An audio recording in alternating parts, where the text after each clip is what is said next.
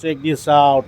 Ahoigi season gi mushroom chandel da ahoigi Liva Sarai village da laiba mafam da mushroom ahoi phange. Yengo seshi.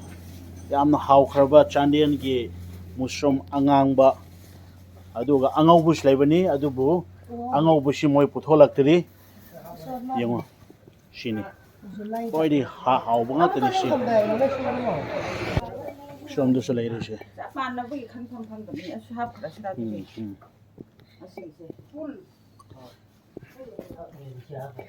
Mafam shina hoigi Sarai Chandel gi Imphal Haigat Padashu Liva Sarai village sida laire Imphal Komla Padashu Liva Sarai village mahoigi khoide gi productive hoiba chingi port heragadi mushroom shine shi khoide hawba ado ashi mushroom shi chabi makhal yam leye natra Singju so yare kangau so yare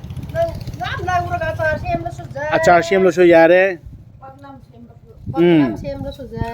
chamna thonglaga ha nga kharaga ashin bakhara hablaga sa khara hablaga thonglaga so yare vitamin C yo mahi thak padu so hoy hedak sharu am yaw bani BP so control to as BP so control to hari to adune ne si Chandel lakpada khoi gi Liva Sarai village shindani mayam sangbiyu aduga ngashidi mo se chingni am ka na khara male ne mi am de min himma che yung trom ka mandi na ho so amali si wagi ma